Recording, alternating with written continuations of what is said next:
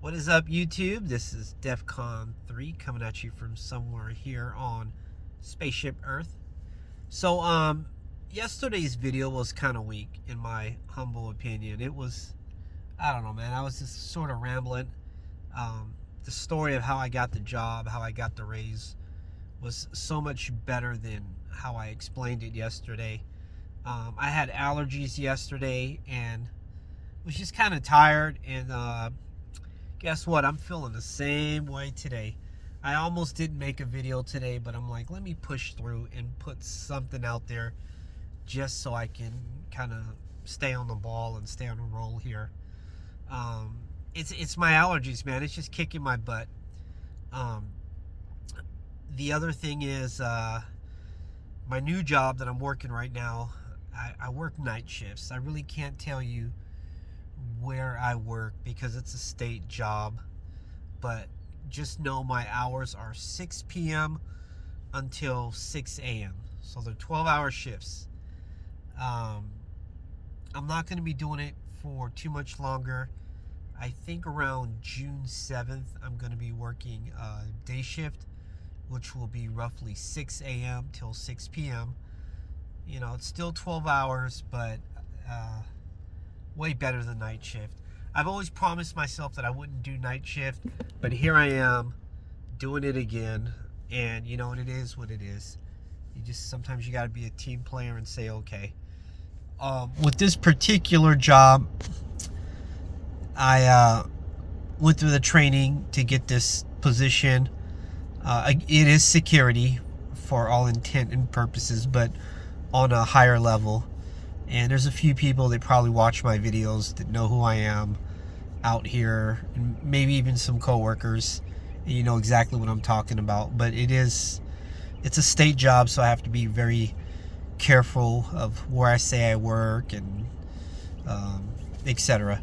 So I did, the company did pay for training. It's actually a really good company. I had my doubts because, you know, on Indeed, just like Craigslist and all those other places, you'll read some reviews and you'll get like some negative feedback. But it all comes down to your own personal experience, and you know, you should formulate your own opinions sometimes rather than going with the reviews. But if I went with the reviews, I would think this company was terrible. But as I'm working for this company, I realize it's actually a really good company, a lot of room to grow, and they treat their employees fairly. I mean, I need a week off this week. I got family coming through, and one of the other guys switched with me, and they were cool with it. The pay is definitely competitive, you know, and so I have no complaints. My only complaint is that I'm working graveyard shift, or night shift as they call it out here, and they were willing to accommodate me and put me on day shift. So in a couple of weeks, I'll be on day shift, and we'll see how that changes things. But I definitely feel it's going to be a lot better. So for those of you who are considering night shift and never did it before, I don't know, dude. It's not a healthy shift. I know some people love it. It's less drama. There's less to do. You're not affected by the weather as much because it's, you know, you're not out in the sun or you name it. But I just can't get used to it. I do sleep 8 hours a day, and my sleep is solid. Like when I get home, I have those blackout curtains, right? So when I walk in a room, it is completely dark. It's cool because the air conditioner is running all day. The bed is comfortable. My bed is always made when I get home, so I crawl in and it feels clean and comfortable. And man, I knock out quick. And the next thing you know, I wake up uninterrupted, usually 8 hours later, but I'm still feeling tired for the whole day. I even probably look tired right now. So if I don't, trust me, I am. So I just can't wait for that day shift. I would highly recommend, if you're not in the best shape of your life or mentally in good, you know, condition, don't do night shift. It really beats you up. You know, back when I was in my early 20s, not a problem, but right now, no way. So that's that. You know, I got hired on with this company. They, they trained us, which was awesome. After the training, see, I have to be very careful what I say here, so I'm gonna try to think ahead, make sure I don't say anything that gives away what I do or anything about my company. But after the training, I got approached by some guy. Actually, there was a bunch of us in a room, and on the last day of training, and the guy was talking to everybody in the room. And then he was talking to everybody, but he was looking dead at me in my eye. And I was like, why is this guy constantly staring at me as he's talking, but he's not looking at anybody else? And then finally he looks at me and he goes, you're Cap, right? Sergeant Cap? And I'm like, Sergeant? No, I'm Cap. He goes, oh, I think you're the temporary sergeant or something, or acting sergeant for the time being, but here's some keys. You need to distribute these papers and have people sign them, etc.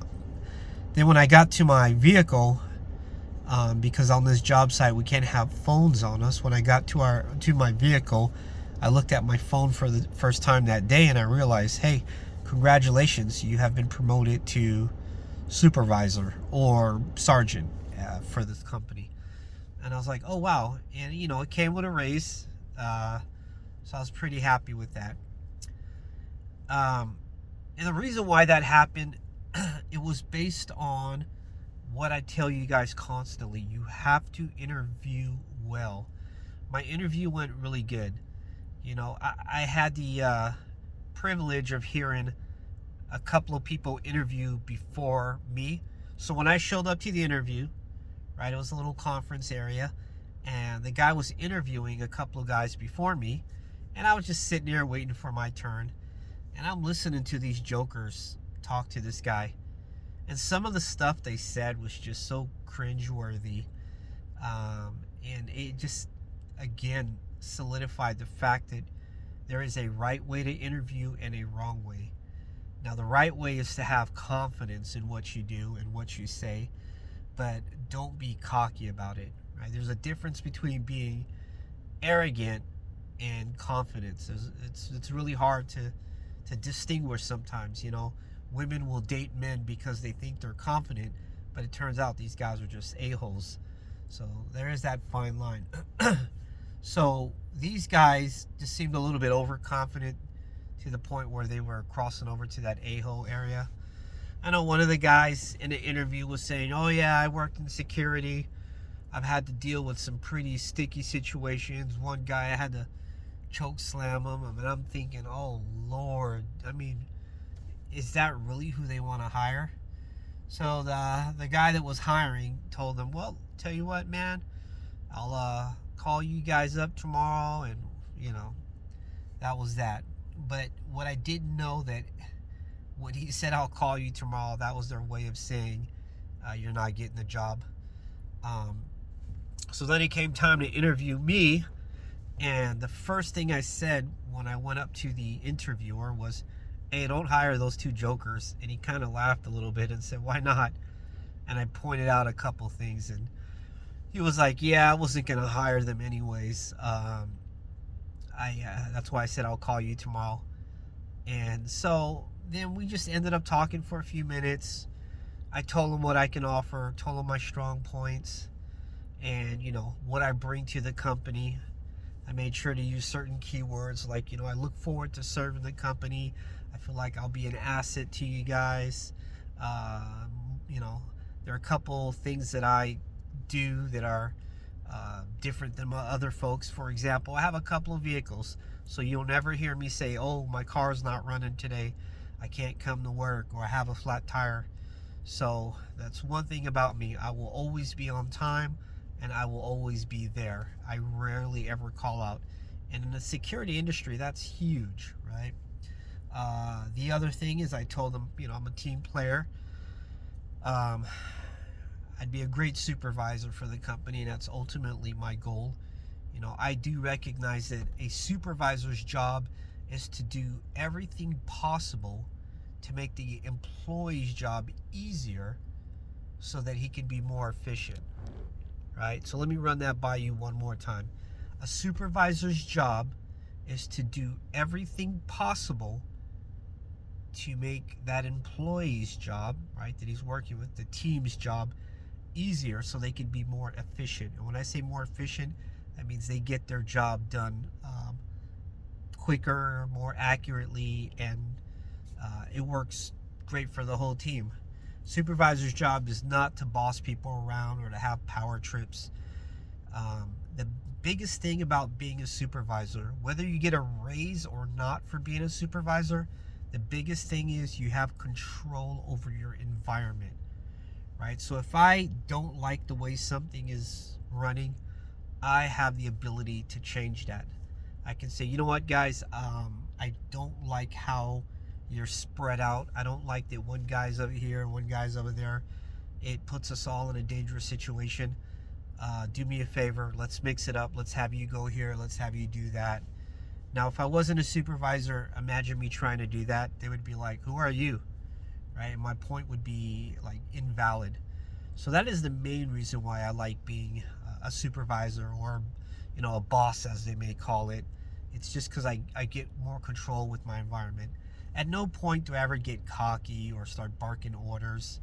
You know, I do get an occasion where a person might get a little testy with me, and I just, you know, nip it in the bud really quick.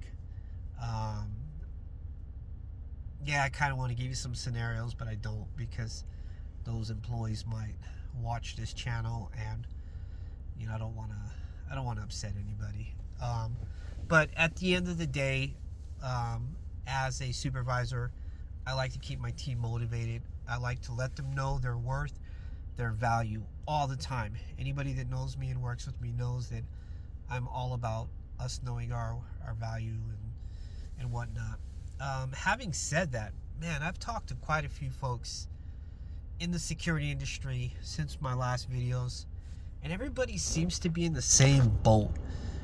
I told you in my last video I worked at a pawn shop for a while, and again, those employees were in the same boat.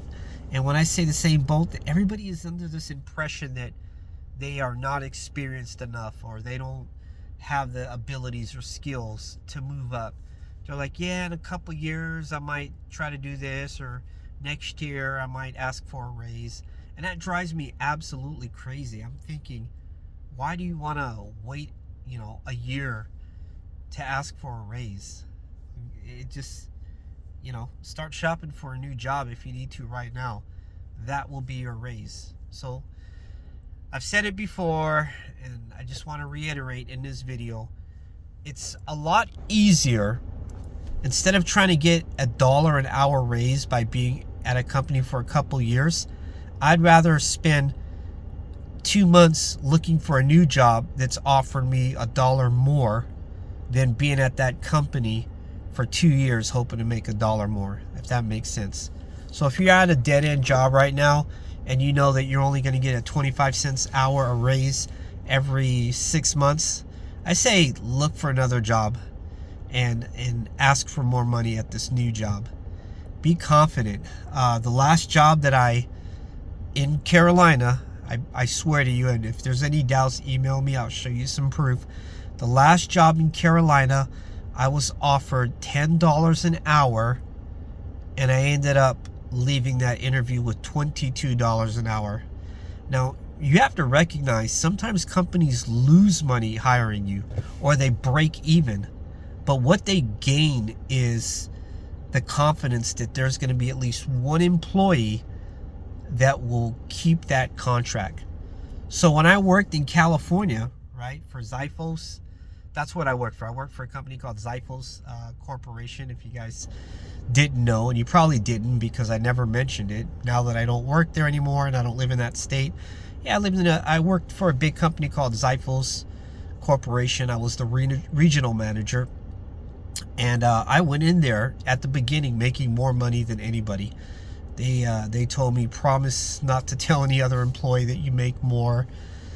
It's because I demanded more. And then ultimately I was paid $30 an hour, and other folks were making $17-18 an hour, and they weren't really making a profit off me. Maybe they were, but If it was a very slim margin.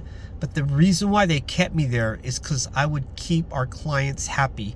They would always send me in there and say, hey, Cap, any chance I can get you to talk to the clients because, you know, this one guy screwed up. Can you, like, smooth it over for us and so we don't lose the account? And I did that so many times that eventually they're like, bro, we're going to make you the shift supervisor. Next thing you know, I'm the, I think it was like shift leads, shift supervisor, manager, regional manager. And then I got tons of sites they had me work. I had more sites than anybody at that company, for that matter. So yeah, it was a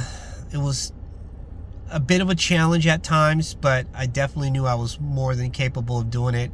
And the thing is, I had no regional manager experience at all, but I owned it. I did well, and the reason why is because I was confident in myself. At the end of the day, the worst thing that could have happened to me is that they say, hey man, we don't feel like you're playing this role really well, and we're gonna have to demote you or let you go. But you know, that was a chance I was willing to take. At $30 an hour, yeah, why not? I'm in a position now in security where I will not work for less than $30 an hour, just so you guys know. So if I'm looking for a job at any point in the future, there's no way I'm going to work for less than 30. And I've had a few folks tell me out here, well, you're in North Carolina, so good luck. You keep thinking California pay, but it's different out here. You're never going to get that much. But guess what? I am. So I'm telling you, you could do it anywhere. So just to reiterate, man, not every company is going to make money off you. Sometimes they pay you extra just to look good. And that's what I'm out here doing. I do look good. I'm professional, but that comes at a cost. The cost is you definitely have to be professional. You have to take one for the team more often than you'd like. You have to be able to step up to the plate.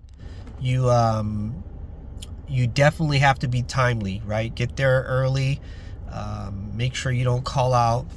That's part of the trade-off. But you'll definitely make more money, and you'll move up that corporate ladder faster than you might anticipate. So yeah. So now I've got this new job. It's a state job. It's a very unique job. I think my company is one of the first to ever do this, and so it's kind of a pilot program, if you will. But seems like things are going good, and at some point we're going to renew this contract, and yeah, this could be the new gig for this company. You know, my ultimate goal is to start my own security company, as with a lot of guards out there, but we'll see how it goes here. I do see the potential for growing in this company. There's certainly it's growing at a really fast rate, and you know, I could stay aboard and grow with it, or I can get tired at some point and say, you know what, it's time for me to go do my own thing. Well, there you go, guys. I'm getting close to 20 minutes. I'm losing some light here. I'm gonna have the whole week off next week, so I've got some family coming in. We're gonna, you know, do some traveling around North Carolina here, but I definitely wanted to put something out today. So kind of rambling a little bit, told you a little bit about my new job here, but kept it vague. Yeah, that's it, guys. I'm a little rusty. I'm not sure what else to talk about, but I do want to keep it under 20 minutes. So listen, if you're looking for a new job, just do it. Quit beating around the bush. If you're making $12, 13, 15 bucks an hour, man, you got nothing to lose. Leave that job and find something new. You know, there is that old saying, before you get rid of something, make sure you have something to replace it with. So you might want to keep your day job until you find something new, but go on Indeed, right? They're offering 18 bucks an hour. Do the interview. At the end of the interview, when you show them that you've got attitude and you're the right person, that's when you start negotiating the price with them. Well, I recognize you guys were offering 18 an hour. I was thinking more like 24 an hour, and see what they say. They might laugh at you, but they might also, you know, call you back a couple hours later and say, well, we can't offer you 24, but we can offer you 22. How's that sound? Right? That's how it works. That's how I do it. I will say one thing. I talked to some guys at Lowe's improvement store, you know, like the hardware store. Dude, they get a 22-cent an hour raise every 6 months. Well, at least out here. 22 cents an hour. And I was like, wow, that's nothing. And then I really thought about it. Wait a minute. If you work an 8-hour shift at 22 cents an hour, that's like, what, $1.60, $1.80 extra per day? Extra per day. That comes up to, you know, 12, 14 bucks a year. No, I'm screwing that up. 12, 14 bucks. So $1.60 per day, times that by 5 days, right? That's roughly 8, 9 bucks an hour. I don't know, my math is all off. But you get what I'm saying. It's, and I didn't mean to say per year. I meant to say per week. You're looking at like $12 extra per week. And what does that get you, right? And that 22 cents, mind you, is going to be taxed as well. So it's going to be more like 18 cents an hour raise. I'd rather just ditch that company and look for something that pays $3 an hour more, right? Instead of trying to be at that company for 5 years to get that $3 an hour. Anyways, know your worth, know your value, value your time, and above all, be safe.